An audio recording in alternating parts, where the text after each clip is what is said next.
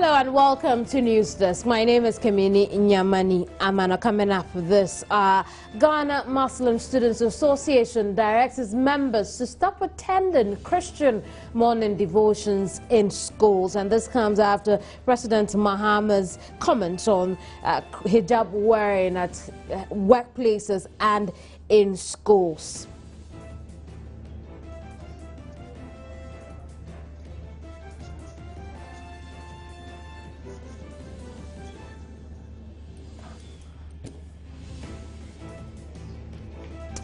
Five suspects arrested in connection with fraudulent police recruitment exercise in the country. Ghana almost completely out of antiretroviral drugs for people living with HIV and AIDS. Well, those are the issues we are discussing this morning. You can be a part of the program by sharing your thoughts, questions, or comments on facebook.com/Joy News, on TV, on Facebook, and on Twitter. I'll be more than glad to share your thoughts with the rest of us here. I'll be right back with our first conversation. My name is Kamini Nyamani Amana. Don't go away.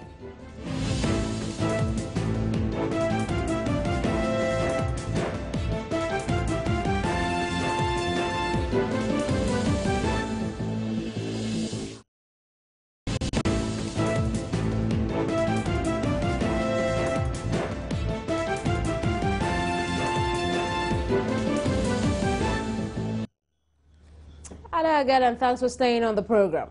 Now, the Ghana Muslim Students Association is directing its members to stop attending Christian morning devotions in schools. This is set to bring the association head-to-head with the Ghana Education Service, which issued a statement over the weekend that if these devotions are mandatory, students should attend, even if they are not Christians.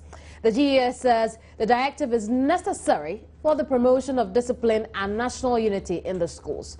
The GES itself seems to be going against a directive from President John Dramani Mahama that schools must respect religious diversity. Take a look at this. Mr. Speaker, Ghana has enjoyed a long history of religious tolerance. From the period of the trans-Saharan trade, the two major world religions and our African traditional religion have coexisted peacefully in this land. Our Constitution, in Article 21, Clause 1, guarantees the freedom of religion and the freedom to express one's religious beliefs.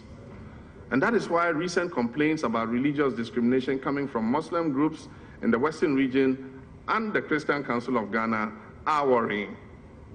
It is wrong under our Constitution for Muslim students to be compelled to attend church services or for Christian students to be compelled to attend Muslim congregational prayers. It is also wrong to prevent Muslim women from wearing their veils, known as hijab, or for Christian nuns from wearing their habits to work or to school. Heads of institutions must note this for strict compliance. Appropriate sanctions will be taken against any head of institution who acts contrary to the constitutional provisions of our country.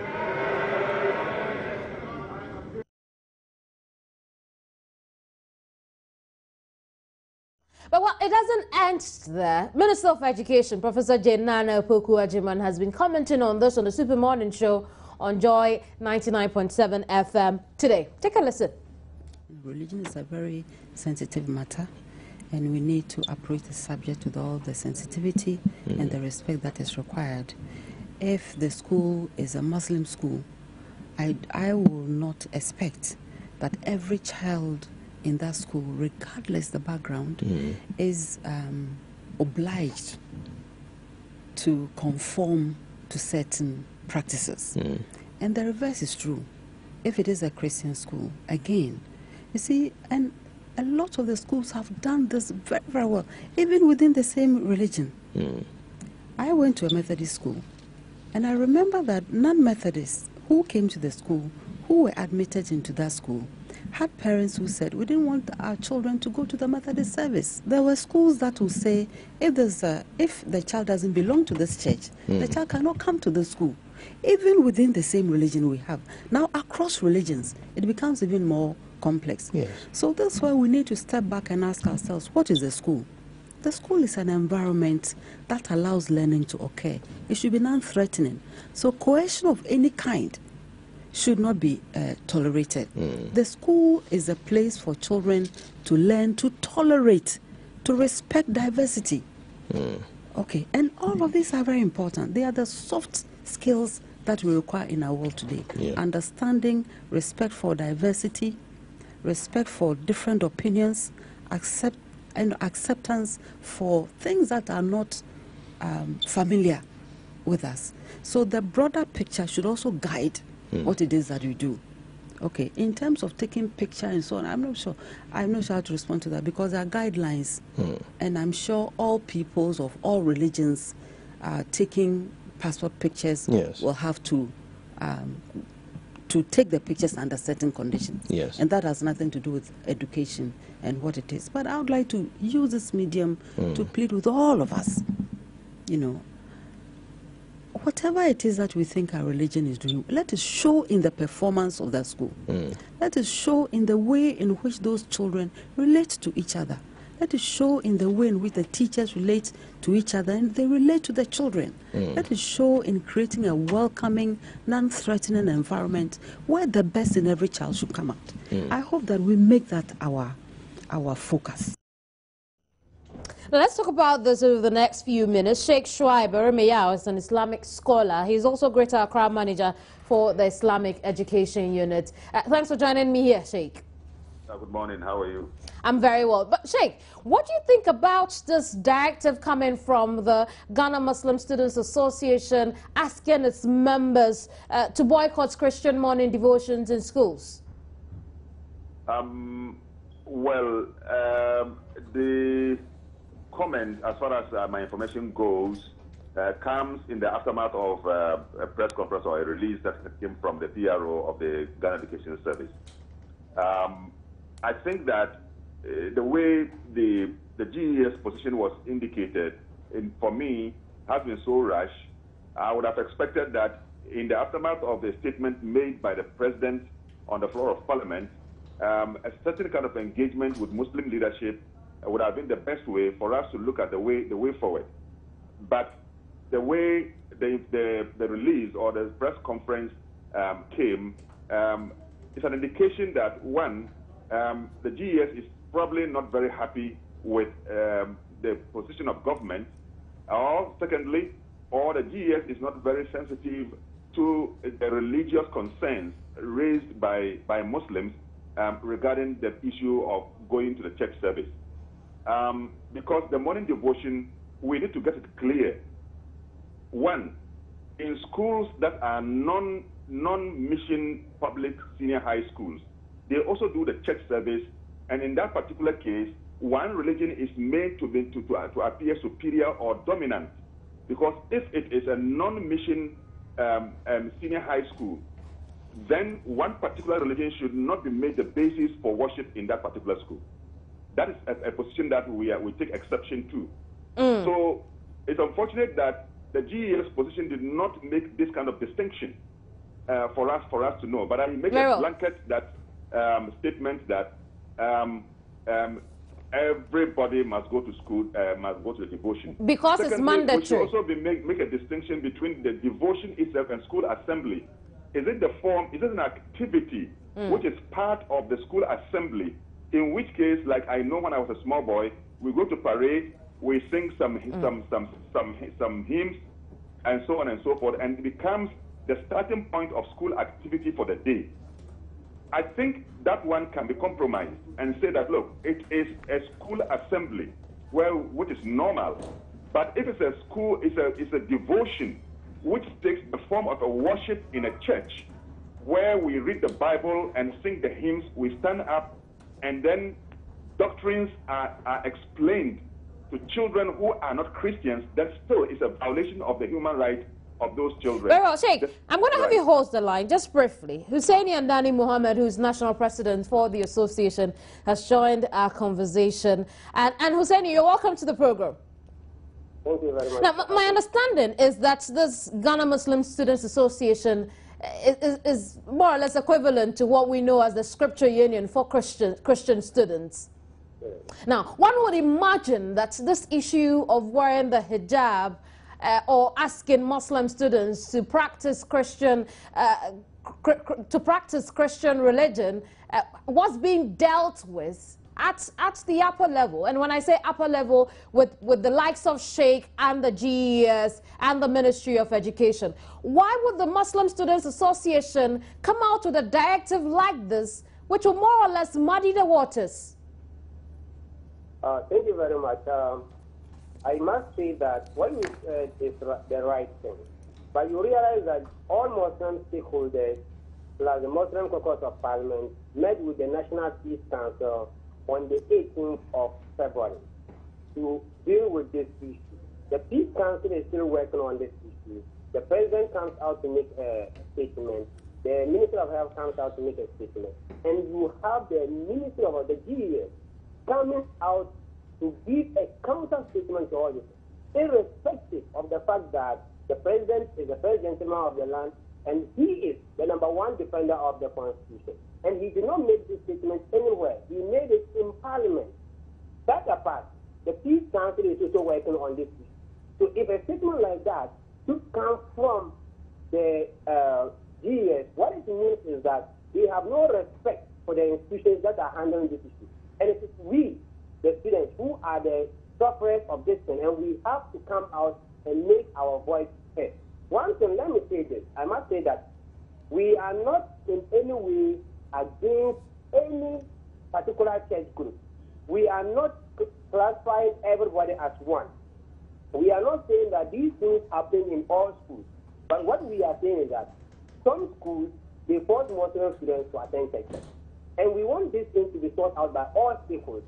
Now, if the Scripture Union, for instance, also thinks that there are some Muslim schools that force Christian girls or Christian students to practice Islam, then the Christian Union, the Scripture Union, has every right to come and engage JIMSA so that we share this our concerns and make sure that but you see, Hussaini, you speak about respect, the GES going against the President's directive.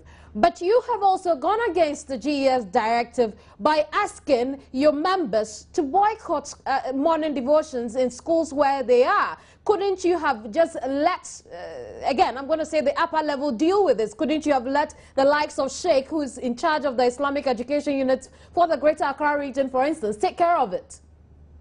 Now, it's very, very important for you to understand that this is not the first time that we are engaging the GES. So what you're saying is that Sheikh has failed, Sheikh and his people have failed to deal with this the right way for you, and so you'd want to do it yourself? In no sense do I intend to say that. What I'm trying to say is that we have people at the upper level, as we described, dealing with the issue, and the GES comes out to go against all these people without having any patience. And we and the GES, we have a history. This is not the first time that we are dealing with GES on this issue. It wouldn't have come out in the public domain. Over time, we have written several letters, petitions to the GES and the Ministry of Education, and they have never responded to this issue. Go and ask them. They should go to their iPad. So we realize that upon the statement issued by the GES, they have a particular agenda to pursue, and that is why we think that the Muslim students now have to say it clearly, once and for all, that we will not engage in any religious activity that is contrary to the teachings of Islam. One, we are not against anybody. Anybody can practice Islam. We get that. Let me just get Sheikh back into the conversation. Sheikh, right. You've been listening to myself and Hussaini. What do you think about his submission so far? The best I would have expected that, you know, we have institutional arrangements as following any directive that comes from government. So that is exactly what the GES or the Ministry of Education has done, is that they have stated that the position of government regarding religious freedom still stands. There has not been any change. But I think that the frustration of the Muslim students can be understood.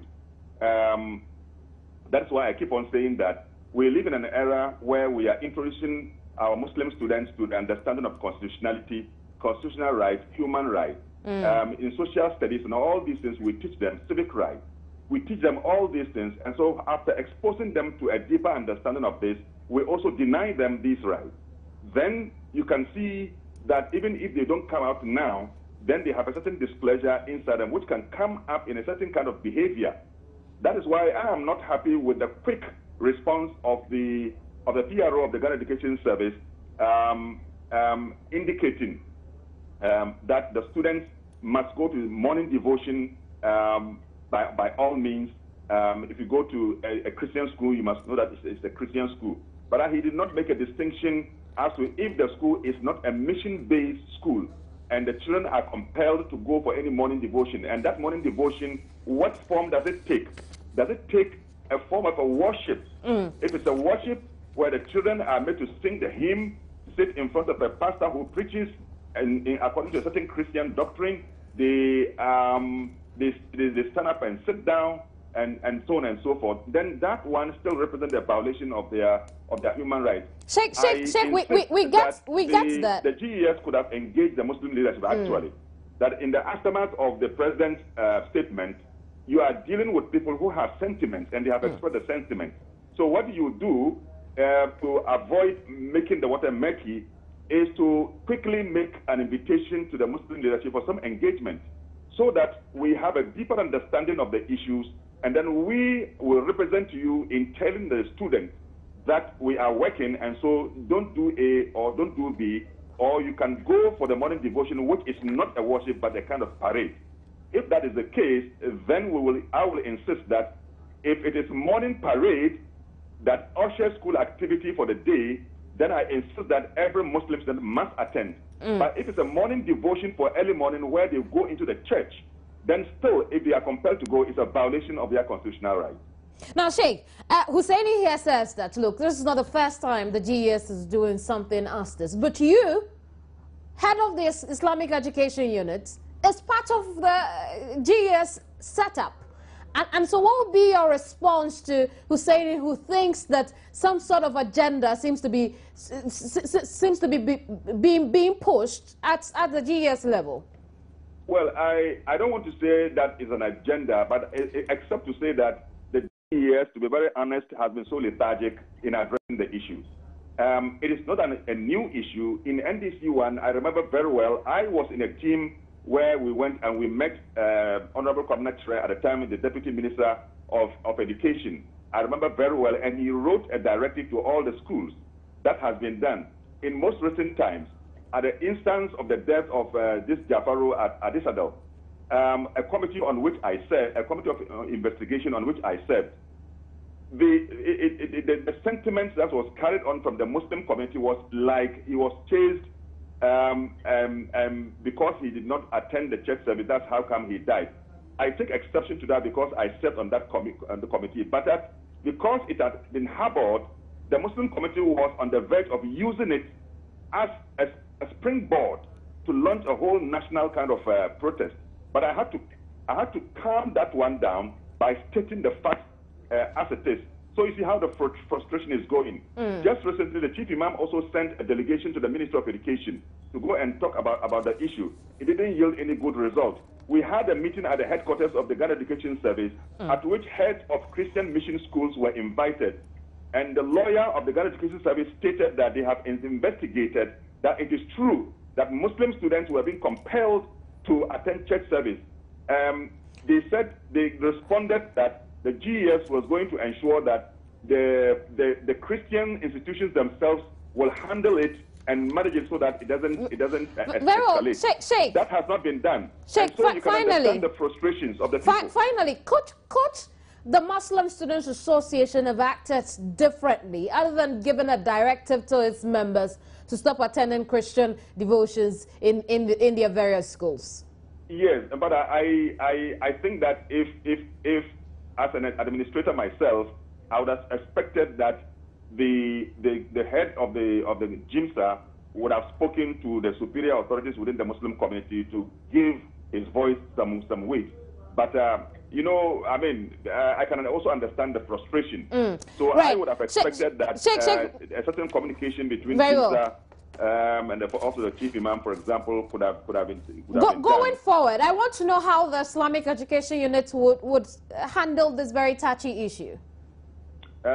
My plan, because I am in charge of the Greater Accra Regional Branch, I expect that the headquarters will also rise up. But in the face of the confusion, we are talking at the office of the National Chief Imam as representing Muslims in education, so that we can make a certain presentation to the Ghana Education Service, including even the Ministry of Education, as to how we should all sit down and agree with respect to modalities. Very well. So that we don't leave it open for Muslim students on their own to rise up out of frustration and do something untoward. And which I want to ask my boss that I call on Jimsa to calm down and to be more circumspect. We don't want to encourage indiscipline in our schools. We don't want to take the law into our own hands. We don't want to do that. And I think that I will encourage the National President of Jimsa to be a bit cautious as he makes comments and releases outside. Right. Now, Hussaini. Hello, Hussaini. Hello. Would you take this plea from Sheikh and perhaps withdraw that directive you have given your members? We advise that our members be circumspect, and we advise everybody in Ghana. Hussaini, address my question. Hussaini, address my question. Sheikh is pleading with you that you deal with this differently. My question is, would you? Would you withdraw the directive you have given your members because of this plea? We would, depending on the fact that GES comes out with a good strategy that will help to solve this. Until then, the directive still holds. Yes, please. Thank you very much, gentlemen. I've been speaking with Hussaini Andani Mohammed, who is National President of Ghana Muslim Students Association, and Sheikh Shuaib Aremiao. He's also Islamic scholar and Greater Accra manager for the Islamic Education Unit. Away from that, 5 suspects have been arrested in connection with the fraudulent police recruitment exercise in the country. The 5 are assisting with police investigations into the exercise. Hundreds of people showed up at various police depots across the country after they were allegedly issued with fake recruitment letters. Joy News' Erastus Asaredonko, who's been on this beat, is joined us over the telephone with a quick update. Hello, Erastus. Well, I understand we haven't had Erastus yet, but we can, well, we'll take a quick break. When I come back, we'll look at some other issues, or perhaps go back to Erastus.